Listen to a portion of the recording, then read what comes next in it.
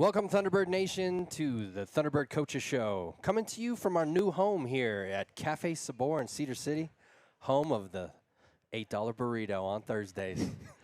I love it. It's so exciting to be here at our new spot, Cafe Sabor. Appreciate your sponsorship of the show and SUU. I'm your host, Jon Smith, along with our illustrious head football coach, DeLane Fitzgerald. And our student spotlight today is Bronson Barron. Gentlemen, welcome back. 2025 is upon us. Let's go. Let's roll. It's here, ready or not. Ready or not, here it comes. Coach, it has been a long off season. I'm so excited to finally start talking about some SUU football. Long off season, Coach, and look, it's been good to you. You look lean. You look mean. You dropped a little weight. I don't know what's going on. You got a certain look to you right now. You're fighting. You can't even look at him because completely up to his eyeballs in it right now. Come on now. Tell me.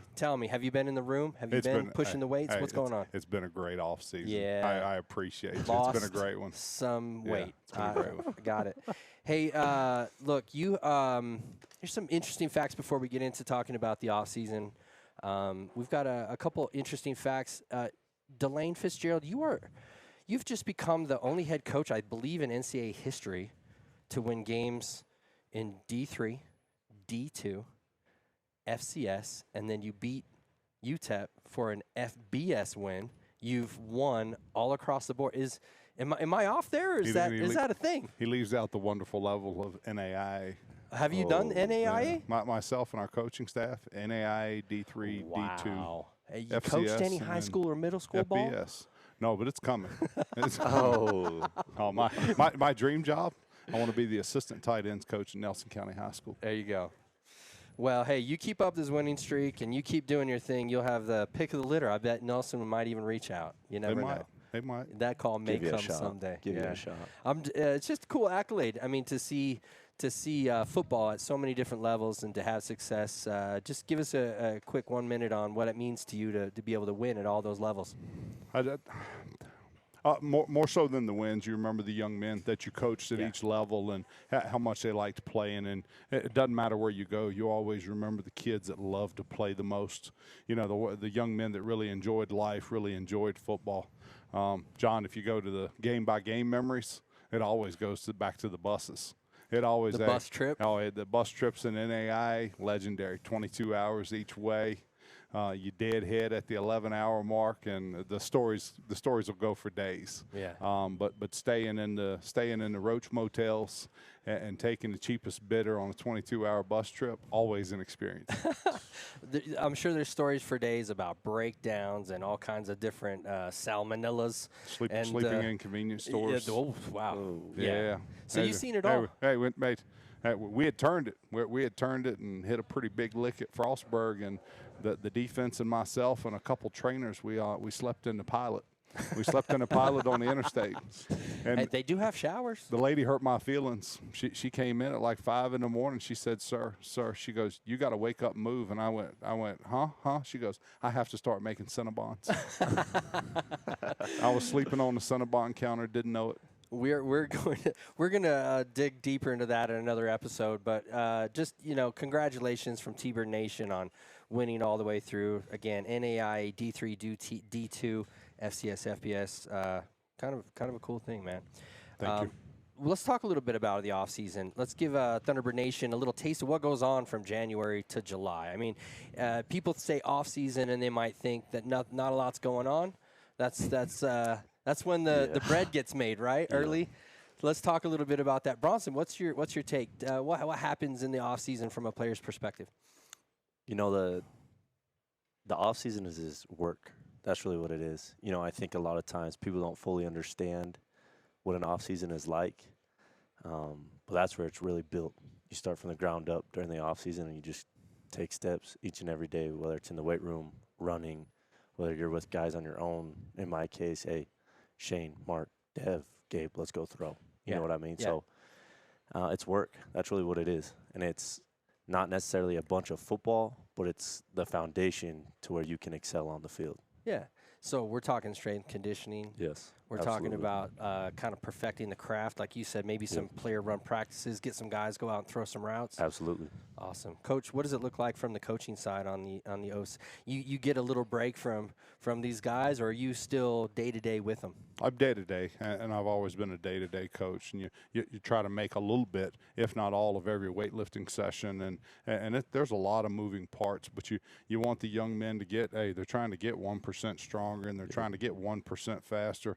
Bronson brought up throwing with his teammates. You want to get a little better each day at your timing, steps and timing on routes, and just really have some cohesion between your quarterback and wide receivers. And I know that's what he's talking about, some camaraderie, cohesion, them knowing, the wide receivers knowing where Bronson's throwing the ball, and then Bronson knowing where the wide receivers are going to be on certain routes. Correct. Because it doesn't matter what you do. He named all four of our wide receivers, four of our better wide receivers. They all run the exact same route, just a titch different. A little bit different. And he has to know that. So that's a big part of the off season is galvanizing the young men together and having some cohesion and camaraderie, and then them just knowing what to expect from each other. Yeah. I think a big part, John, is too the competition. I think a lot of people aren't in the weight room, and that's where it really goes down. I think coaches put a big emphasis on competition, and you go into the weight room, I mean, shoot, every day we had some sort of competition going on. At the end of the lift, you're beat, you're tired, but it's who's going to go. Yeah. And that's where you really see, like, who's the war daddy? Like, we're competing, let's roll. Who's got the heart after they're Exactly. tired and they've been lifting and it's early in the morning or whatever it is to get after it in a competition. Yep. Love that. Man, the offseason can be also kind of be a time of change, especially now we got the transfer portal. We got all kinds of comings and goings. Let's talk a little bit about some of the new faces. Coach, let's start with some of the new coaches that are on staff this year. Yeah, a new Nichols coach and Nate Laylau, and a new corners coach and Nick Rosser, and Nick and I go way back. We were college teammates at James Madison, and then Nick may have been a player the year I was a defensive line coach at James Madison. But Nick and I go back a long ways, and he was on our staff at Frostburg and did a great job. And we were able to hire him this past offseason, but he's coaching our corners. And then we brought in Jack Nelson at the wide receiver spot, and he's coaching our receivers. And I'll say this. Nick Rosser has been a coordinator before, and now he's just coaching a position. And Jack Nelson was an offensive coordinator at Quincy University, and we were able to hire him here. Whenever you're able to hire – Nate Laylau was a defensive coordinator at Southern Virginia in the past, and whenever you're able to hire coordinators into a position spot on your staff, you're probably improving your staff. But really happy with those three new guys. I'll forget some of the new guys in the bullpen. Yeah. In the bullpen, Scott Fahey.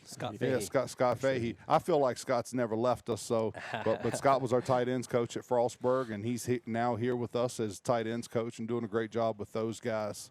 But a guy being able to hire people that have been in leadership roles before. Yeah. And then with Scott talking about the camaraderie and cohesion, I know what Scott's doing and where he's at and how he's coaching things each and every day, and it makes it a little more comfortable. Going back to your comment about you can get a coordinator or someone with more of a leadership role to come down and coach here at SUU and give you specific looks at the position coaches. You guys have a lot of former head coaches on staff as well. I was just thinking, the defensive coordinator, John Kelling, has been a head coach. You got Shea McClure that's been a head coach. You got Darius Smith that's been a head coach. Is that by design, or is it just the guys that you've been around? Just guys you're comfortable with and you think are going to do a good job. I'll say this about those three, being a head coach before, that they kind of understand some of the stuff that I'm doing. They understand that I'm not watching film or in the office right now because we need to do this. Sure.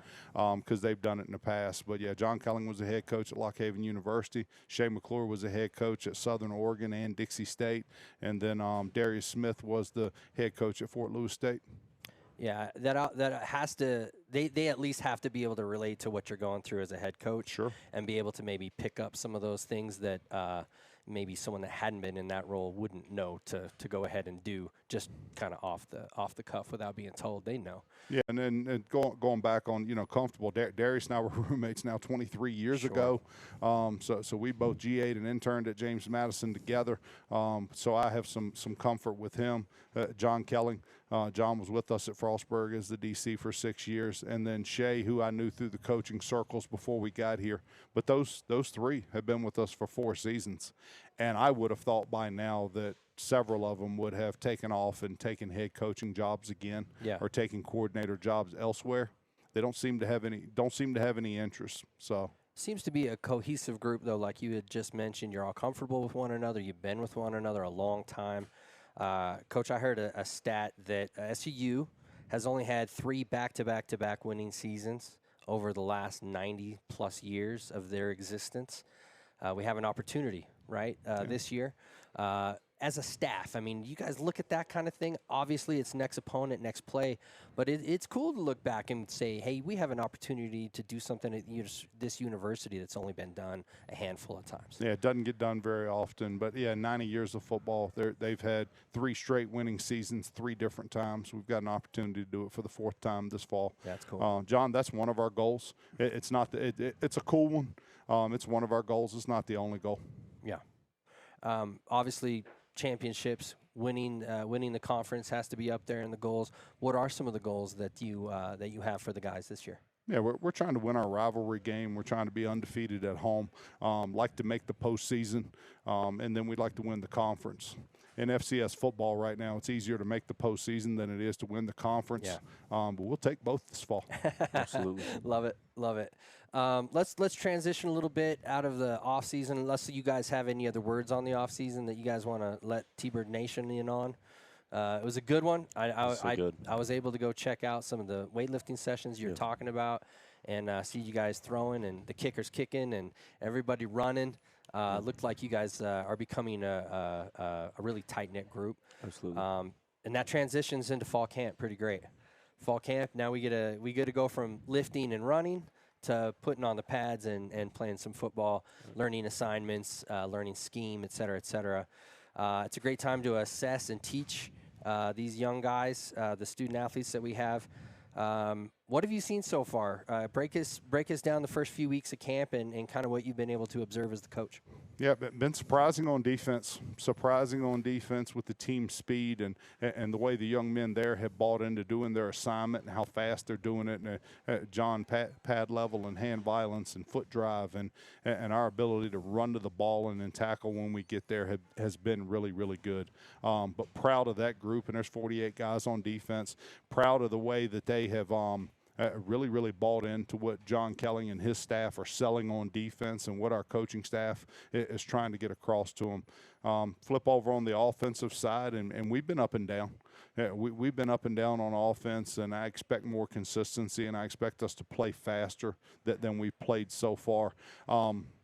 With the young men returning on offense and the starts, Bronson started 30 games and Ed Riley started 40 games. And you go right on down the list. Braden Whistler's going to start his 40th game this year. There is a ton of experience on the offensive side of the ball. And we've just got to come together and continue to work towards playing faster. And here, I said it to both of our coordinators, to Matt White and Will Brunson this morning. I want us to play cleaner and I want us to play faster. Yeah. You mentioned a bunch of guys that have a bunch of snaps and a bunch of games under their belt. Let's talk a little bit about the senior leadership. What does the makeup of the team look like from the different grades? And tell us a little bit about your senior leadership and what it looks like. Yeah, the problem if we talk about all the seniors, there's 24 seniors on our team. Okay. So I'm going to leave some out. And John, as we're sitting here talking, 24 seniors, 8 of them have been with us all 4 years. Wow. So they know what we're doing on and off the field and exactly what to expect. And then we have 20-plus players that have been with us for 3 straight seasons. So we've got some how do you say that? It's continuity. There you go. I was getting ready to use camaraderie again because my vocab's so bad. Yeah, continuity. We've got a bunch of that going on with our juniors and seniors. You talked about leaders, and obviously Bronson's one of our senior leaders. Ed Riley is a senior leader. That we've gotten a little bit from a leadership perspective out of Mark Bales. Like to have more out of him. Gotten some out of Braden Whistler, more than we ever have. So we're proud of Braden because he actually talking this fall. And you know, that TikTok and that social media he's on, I think he's bringing him out of his shell a little bit. Yeah. 3 years of nothing, and now he's talking a little bit. Yeah, that's good. That's we're good. getting that. We flip over on the defensive side of the ball, and Cini has been a huge turbo. It has been a huge. And all of us are given first names and middle names, but no last name for Cini because we can't pronounce it. Tuiaki, got it. There you go. Shout out family Cini Tuiaki. Cini. Cini's done a great job as coming in here as a leader, transfer leader. Josh Dunn is our leader on the second level, and then we're still looking for some leadership at that DB position, safety position. But boy, are they talented! And maybe Blake Stillwell thus far has been the best one, but we need a little more from that position.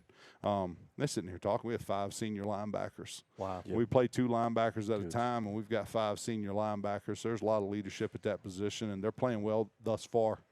As specialists, they always get left out. I was just going to say we can't leave weren't. out. I was. No, you I weren't. totally was. Danny doesn't King, think. I got you. He is par for the course in this town. No, they do no. not like kickers around here now. Well, when Not they fond of make kickers. field goals, we like them a lot. Hey, what's the first thing that was said to me when I moved here? Hey, special team stinks. Oh. I did not say that. Yeah, Thunderbird Nation. Hey, Regan's false. gonna edit all this so I can just let it spew for a while. Cut, take 2. Hey, We're rolling. Back at it. that's a specialist position. We are senior laden. Yeah. They're all back. Senior kicker, senior punter, senior long snapper. We've got our sophomore, redshirt sophomore, so he's been with us for 3 years, and Jaden Rogers. But Jaden Rogers and Danny King and Gavin Lipkin and Elias Vigil will handle the kicking, long snapping, holding duties, and they've been doing it for a long time and doing it well, but we expect more from them this fall. Yeah. We mentioned kind of the goals that you have. I always love to hear like your themes, like the get 1% better today. What are some team things that you've talked about with the guys this year? Kind of a theme going forward that they can kind of have in the back of their mind. Is it is it a statement? Is it like the 1% better? What do you got going for the guys this year to build on what they've been doing in the past? You should never need any more than the 1%. Well, sure. That should be the goal of everybody. Yeah. Is to every night when you lay your head down on a pillow that you got better from who you were and what you were when you woke up that morning. That should be enough. I told you my mom tells me that now. She tells you that. She tells me to be 1% better, and I was like, Mom, I hear this from Fitz all day. But it's nice that It's not a cliche. she thinks about me anyway. It works. If you buy it, Yeah. it works. Yeah, but hey, with adolescent males right now, they don't want to hear the same thing over and over, so you have to change your message. Yeah, what's the message?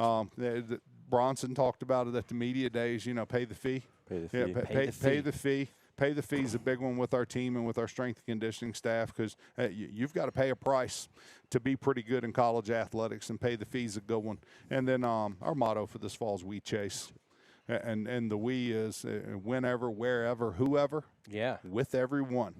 So that's the we part, and then the chase part is we're chasing greatness. Yeah. So we're chasing the team, all the teams in our conference, all 8 other teams. We're chasing them, and we're chasing another winning season, and we're chasing a playoff bid, and we're chasing the opportunity to be undefeated at home, and we're chasing a conference title. Yeah. So whenever, whoever, whatever. With everyone, yeah, and then we're chasing greatness. I like that, Coach. That's solid. Man, anything else you want to highlight, or anybody that you want to highlight from fall camp observationally? You've given us the lay of the land a little bit: offense, defense, special teams. Anybody that surprised you or has started to make that leap? We talked about. In fact, you talked about it today at practice. Look, these things are broken down by like the red team, the black team, the white team. You're talking about these guys trying to transition up, right? Yeah. A roster spot to go ahead and get going. Who are some guys or who are some players that you've seen that are starting to earn their way up? Yeah, so our coaching staff never liked that, the starters and the 2s and the 3s and the 4s. So we put school colors to it a long time ago. We were fortunate. The last school and this school have the exact same school colors. Easy. Yeah, so we didn't have to learn anything new. But, yeah, red group are our 1s, our starters, and kind of our bell cows. The black group or the backups, reserves, the next group. The white group, oftentimes the white group are young players, walk-on players who are kind of upstarting. And we have a gray group also. Yeah. So those are the guys that are kind of fourth on the depth chart. You wanted a surprise. Here's the problem with giving surprise is we give our first couple opponents. We came into this fall. I'll give you this one because this is. Hey, they'll know here in 2 weeks. Yeah. We came into this fall, and Lando Brown's a junior college transfer, and Lando might be the best defensive end, might be the most productive defensive end in the country at our level. We brought in 2 other junior college young men this year that are as good or better than Lando, and we're pretty pumped up about them. If you want to pronounce Salofi's last name, go right ahead. Oh, Salofi, man, no, I'm gonna take a pass on that one. He hit that softball with the Tuiaki. Yeah, I know when to choose my spots. He had Coach. it down in his notes. Yeah, I know. I have it. I have it in. Yeah, I'm not a. I got 1% better, and I decided not to mess with that. And then Kavion Hicks, then Kavion Hicks came in, and boy, is he better than advertised. So we're excited about that defensive end position. Very cool. Kavion's recruitment, I didn't, as a staff, we were like, He said, my dad's from Virginia. I said, deal, you're in. The homer strikes again, but it sounds like it's working out great. He's a good football player. Yeah, Coach, that kind of wraps up the fall camp section of our show. But we are blessed to be here with our student spotlight, Bronson Barron. My guy, look, a lot of things are changing in the world. A lot of things are changing in your life. Yeah. You had a little addition. Did. And it's exciting. Let's talk about that for a minute. Give you a little new purpose in life. Yeah. Talk to us about what's happened this offseason. Yeah, so my wife and me, we brought in a little girl into the world. Yeah, little Lola. Lola. Yep, Lola Rue Barron. She's good. She's healthy. We feel very blessed, very fortunate. That's awesome. Yeah, mom's good. She's the one that really makes it all possible for me to do what I'm doing. Sure. You get the question a lot. I was like, man, how do you do it? It's like, well, my spouse is amazing. All-star. She's the one that makes it all happen. So I can come in early, take care of what I need to take care of. And, Fitz talked a lot about compartmentalizing, right? And when we're at the facilities, it's time to be the quarterback, try to be a leader of the team and really focus in on my job there. And then when we're done at night, it's go be dad and a husband, So awesome change. It's been fun. It's exciting, Love those 2. Those are my girls. Yeah. I love them super much. That's awesome. 2-part question here. Go. So, A, what's it like being a dad? And then B, how has it shaped your desire, your purpose in life to succeed? Wow. Being a dad, all I can say, it's fun. You definitely learn a lot as you go. I feel like you don't really know what to expect until she's here, and it's like, even then, we're leaving the hospital. I'm like, hey, doc, are you sure? You don't want to come with us? You sure? I got an extra couch, doc, if you're interested. You sure we're supposed to take this little girl home with us? But no, it's been a blast. And then, I think even though she is little, right, and she has no clue, she's 2 months old, it's trying to set an example, right?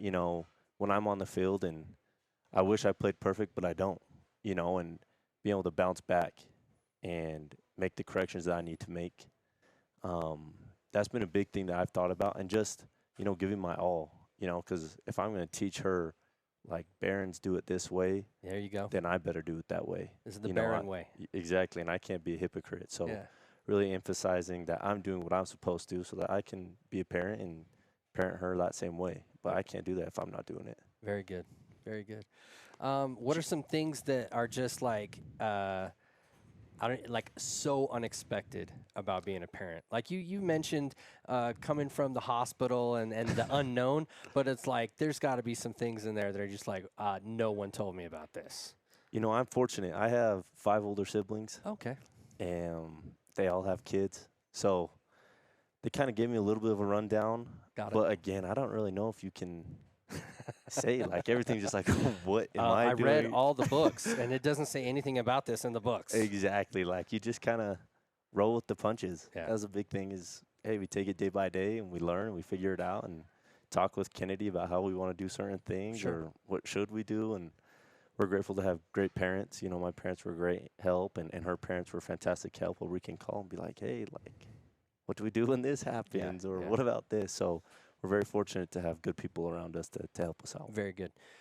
School starts here in a few days. Yep. Talk to us a little bit about your scholastics, your academics. What have you really enjoyed here at Southern Utah University? And tell us just a little bit about what you're going into academically and how it's maybe impacted you. Yeah, so I'm actually in the middle of my master's. I'm working on my MBA. Fantastic. With emphasis in leadership. You know, I think just being able to kind of dive into that realm and, you know, early in my career, it was like ball or bust, you know, and I think as I matured, I wish I would have matured a little bit earlier. You realize how important academics really are, right? And so really getting into my master's and seeing like, man, like there's a whole different world and there's so many more opportunities. That was big. And I think our professors here at the university are great. They've been a great help, willing to work with us as student athletes. Sure. So it's been a really good time being able to excel on the field, but also excel in the classroom as well. Awesome. Yeah. Coach, you know, we're kind of coming to the end of our first. I want to. Every year we've Jump been, and Cedar's a unique place. Yeah, it is. SUU's unique place, unique state. Every year we've been here, there's been a new wife and a new mom pushing a new baby around the track. And I don't remember who 3 and 4. I do remember who 3 and 4 years ago was, but Jeremy Perkins and his wife and their beautiful daughter were doing the track laps last year, and this year it's Mrs. Perkins and Mrs. Barron doing the track laps with the baby, and you can't help but look over and smile. Cool. That's pretty cool. Does it give you? Does it kind of take maybe some of the edge or the edge isn't the right word, but just put things into perspective sometimes? I bet you got some young bucks that are all testosteroned up, and then they look over and go, "Oh, there's a little baby walking around here." It probably prevents me from having a Tourette's moment on the young man while they're walking around. So we need more babies, y'all. That's awesome. Coach, like I was just going to say, we're kind of coming to the end of the episode here, our first one here at beautiful Cafe Sabor, great restaurant. I really appreciate their patronage. But what are some final thoughts going into really, I mean, it's prep week 1 going into Idaho State. We'll talk a little bit more about the schedule, who's coming up next week. But let's just kind of get some final thoughts on the off season and fall camp, and lead us out here with some final thoughts. Yeah, there's always too much emphasis put on the first game, but because at the end of the day, the first game is what 7 or 8% of our season. Sure. Somewhere around 7 to 8% of our season, which is big. But it's not the end of the world either way. And Idaho State opens this Saturday at 2 p.m. our time against UNLV. So that you go back and forth with who's got the advantage there. A college football team's biggest improvement is in between game 1 and game 2. So they've got a chance to make that big jump from game 1 to game 2. They're going to be a much better team second week of the season than they are this coming Saturday. And we've got to deal with that. But then on the flip side, John, we're going to get to see all their secrets. We'll get to see everything they're doing, and they're going to have a couple kids get banged up. We're not playing golf. We're not playing tennis. So they'll have a couple bumps and bruises, the golfer here. But they'll have that happen. And we'll get to see a couple of other of their tendencies, Sure. things that they're doing. So we've got that to deal with right now. Over the next, we've got 8 practices. So we've got 8 practices left before our first game. And what do we have to do in those 8 practices? We've got to get a little bit better each day. We've got to be better at the end than we were at the beginning. And if for some reason we're not physically and mentally better, we need to be physically better, some of them, and mentally better, some of them. But we just have to improve. We're not ready to play a game yet. I can tell you that.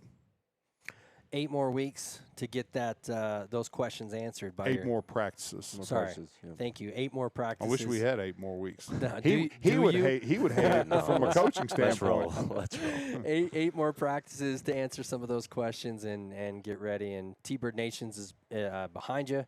We're excited. Ladies and gentlemen, for our great friend and student spotlight, Bronson Barron, head coach DeLane Fitzgerald, I'm Jon Smith signing off. Go T-Birds. Go Thunderbirds. Go Birds.